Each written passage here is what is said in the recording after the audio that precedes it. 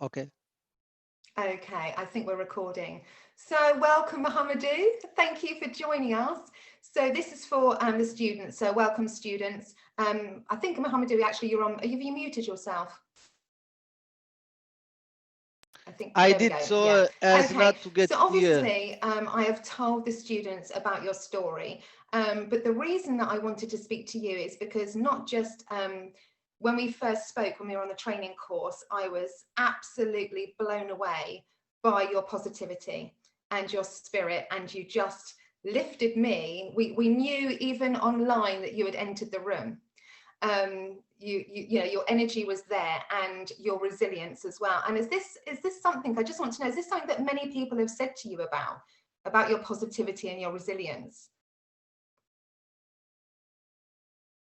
You know, first, thank you very much, Emma, for having me.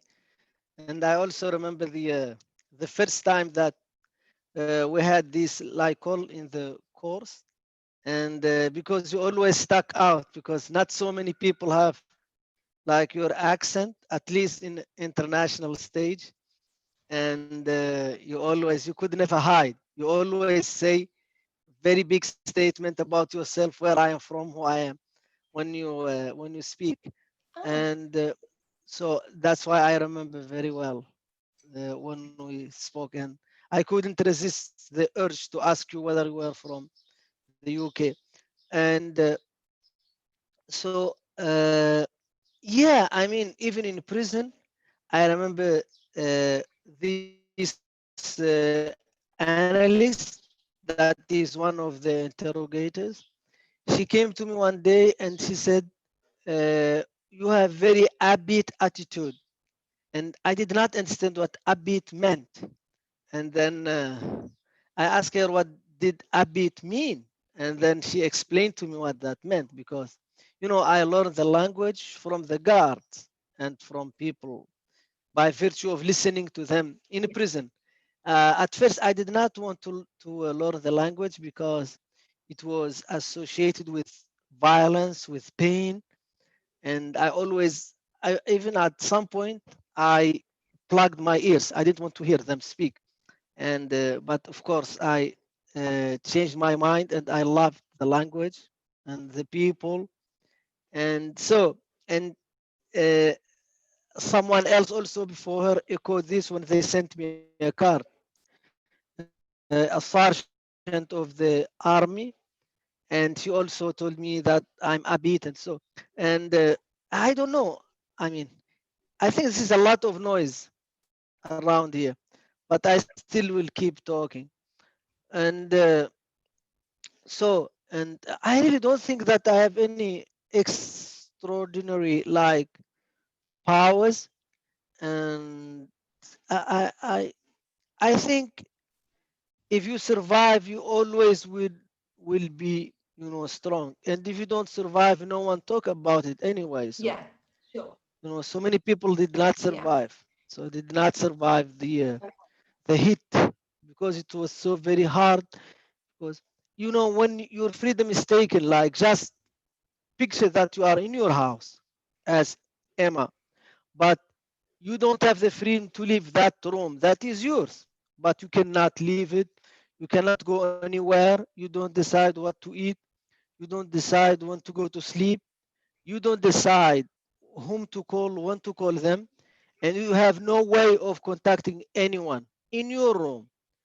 Just imagine how hard that would be. Mhm. Imagine that's not for one day or 1 week or 1 month, for years, dragging on, and that's hard enough. Not even to mention that you are taken away from your country. You've been threatened, you've been beaten, you've been tortured, you know, and you don't know anything about your family, you don't know anything about the world, nothing, completely cut off. That's a very hard experience for any one person. Mhm. And Were your days, do you find that your days were a lot darker at the beginning um, than they were as the years went on? Were they harder at the beginning? yeah, the beginning was very, very hard. very extremely hard. Like I couldn't eat, and I almost died of hunger because I couldn't eat anything. And I remember one time because I first was taken to Jordan, to a secret prison in Jordan. So, and I always, one time, one of the guard, he was taking me to interrogation, back from interrogation room, back to my cell. And I was very skinny. I could barely walk. And, you could see like my bones. Mhm. And he told me, why don't you eat? I told him, I want to go back to my mother and eat. And this is a grown up person, saying Yeah. that.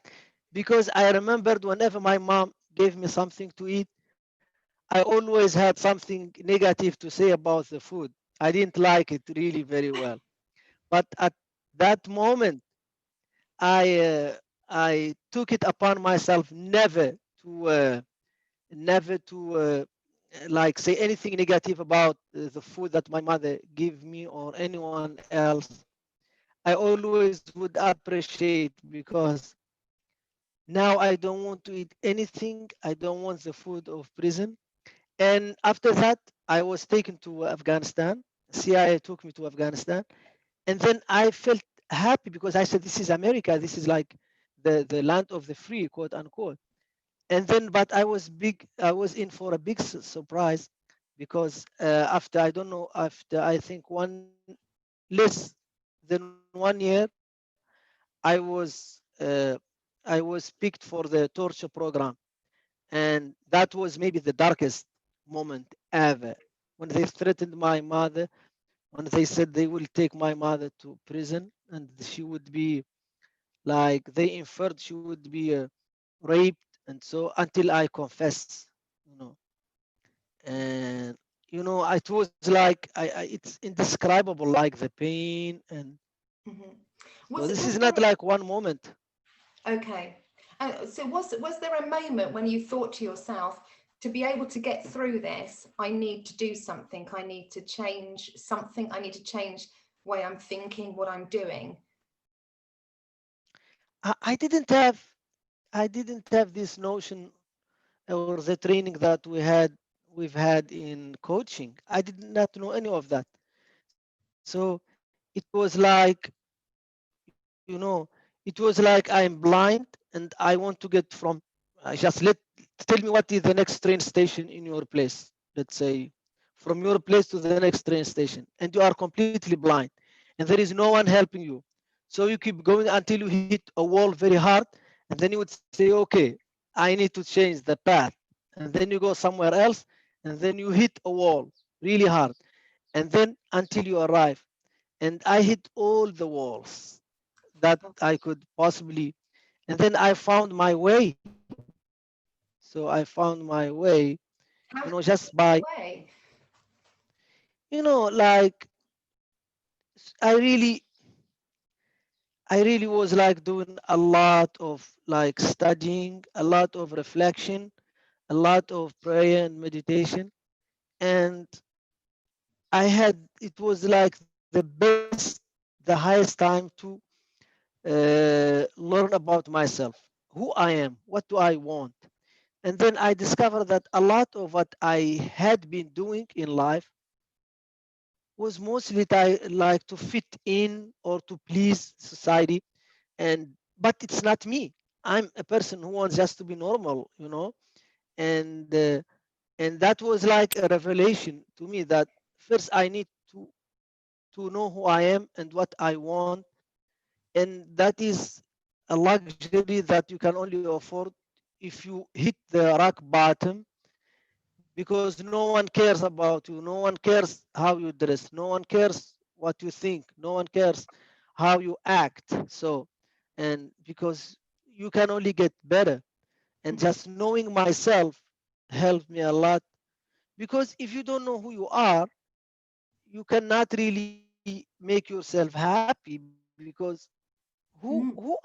I don't know what I want, because so much information, Emma, and so many like uh, molds are prepared for us. Yeah. So, and I was so much worried about the expectation and meeting the expectation of society, of people, of my friend, that I had no time for my own expectation or for what I want. And I knew that I'm not a hateful person. I knew that I'm not a violent person. I never commit any violence. And I could sleep with peace in my heart. And I used to go to sleep laughing, that I'm so happy because I don't care whether this is my last night because, I'm happy with myself. And that feeling, it's Wow. really, it's really very, Is that when very you became, I mean, refreshing. we have an expression here in this country. It's like when you become comfortable in your own skin. Does that make Yes, sense? Yeah. absolutely, absolutely. And especially like in my culture, people expect you, expect to be someone. They expect to be quote unquote a decent human being, to act in certain ways. But maybe I don't want to act in those ways, you know. And turns out a lot of things I don't want to do, you know. And even like it goes all the way, picking your partner also. People expect you to have certain kind of partner. Let's say, for instance, I want to give you an example. Like, let's say if you are with a very younger person or with a very older person, like very big age difference, everybody like society doesn't expect you to do that. And or if you are with a different culture or different like backgrounds, society doesn't want you to do that. So society want to make copies. And but is that really what you want? I mean, it's I don't know how to explain it, but it was very like freeing when I came back. And I had like, I don't know whether you remember this. And it's very hard, it's easier said than done, when the coach told us that finding your no, finding your no, and I'm still struggling, to be honest, because I always want to please people, Yeah. but I'm much stronger to assert myself, way stronger to assert Mhm. myself, and not to be easily shamed. Mhm. You Do know, you think, do you think, a lot of things that, yeah. do you think your removal, because you were removed from society, do you think then it was easier for you to find yourself because you were removed from anybody's opinions and judgment? Yes, absolutely. You're absolutely right. And whenever you read about any of the great person of history, they always remove themselves from society for a certain time. We read that in Buddha. We read that in Jesus Christ when he spent so much time alone, and then we read that about Muhammad. And then those people, they just remove themselves from society and went just for meditation for a very long time to learn about themselves. And beside that, you also, I my perception that people cared really so much about me, but turns out they really didn't care about me. Whether you and I disappear this very moment, it would not change so much in the bigger scheme of things. And also, I had so many friends, and I thought those friends really cared so much about me. But the real friends that the only person who stuck by me all the time, every time, was my mother. And you see, I like movies. I like The Godfather, and you always see this character, the mafios character, who is very Yeah. hardened criminal, Yeah. who kill like on a whim, but when they stand before their mothers, they are so small and so weak, and I completely understand that, you Yeah. know. I completely understand that, because you only know to appreciate your mother when you're in trouble. Because before that, you wouldn't understand what your mother means, you know. Yeah, sure. And so, Yeah. you Thinking of know, thinking I'm of very picky. yeah, yeah. Thinking of I became very picky. yeah, I bet you did. And talking of friendships, Mohamedou, I know that I've read about you. We haven't had this conversation, but you did become friends, quite close with your guards. Is that right? Yes. Yes. I vividly remember the first time he came to my cell when he was assigned, and his name is Steve Wood. Yeah. And I was very depressive. I didn't want to talk to anyone. I was curled up in my cell, and he was very curious. He came to me, said, "Do you like coffee?" And then, I'm not a big coffee drinker, but I said yes. And then he brought me coffee, and he asked me whether I know how to play cards. And then I said, if you teach me, I know. I can learn very quickly. And then he taught me Rami. And then we start there. The rest is a story. Yeah. And he visited me twice, and he stayed in my place, you know. And now we're friends in WhatsApp, and other girls reached out to me also. Mhm. Yeah, that's brilliant. That's amazing that you've got that friendship from the situation. I think you've frozen actually.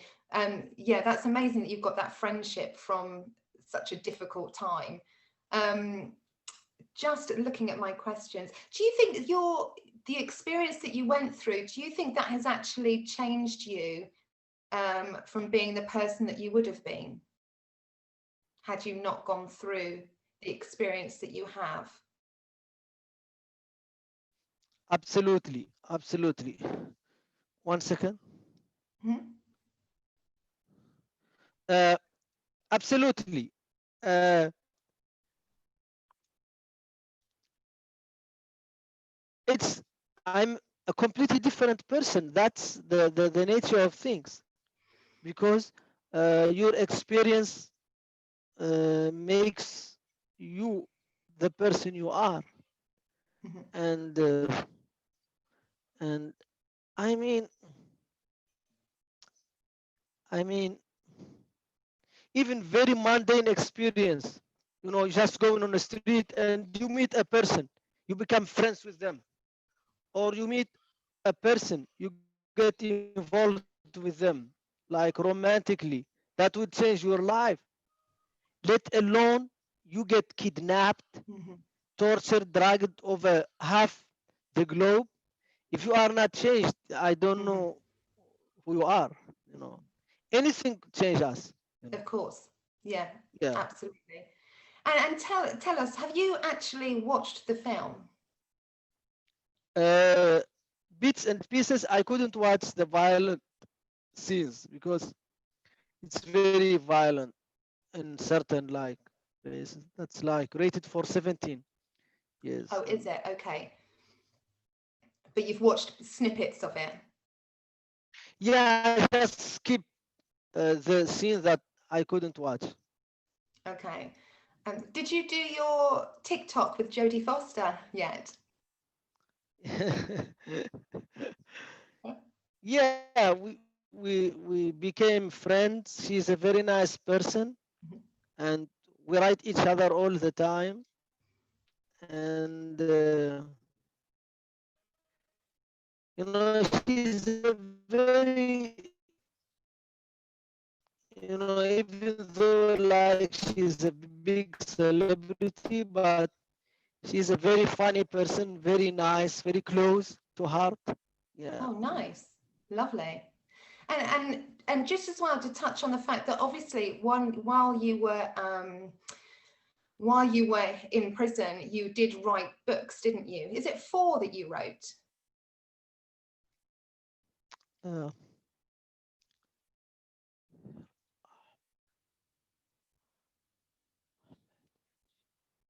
5. 5 books. Like, Yeah.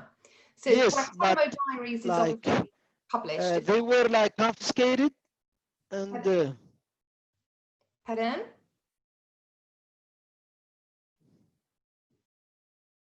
So you wrote, obviously the Guantanamo Diary Yes, is and one that got published, but did you write one about the habits to happiness or something? Did you write? yes, yes. Okay, and you don't You have know, that. it's just like ideas and so. Mhm. No, I don't, but I'm working on writing, rewriting everything, you know, and it's a very big, long discussion with the publishers and so because they have priorities Yeah. but I really want to publish those Yeah, ideas. sure. So to sort of round it up for the students, what would be a giveaway, like a tip, something that you would recommend, like one of the secrets to resilience and positivity? What would you say?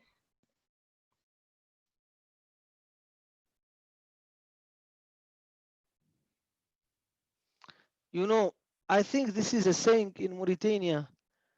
I think they say if you are hard, you can be broken easily. But if you are flexible, you cannot be broken. Always, always like try to be flexible.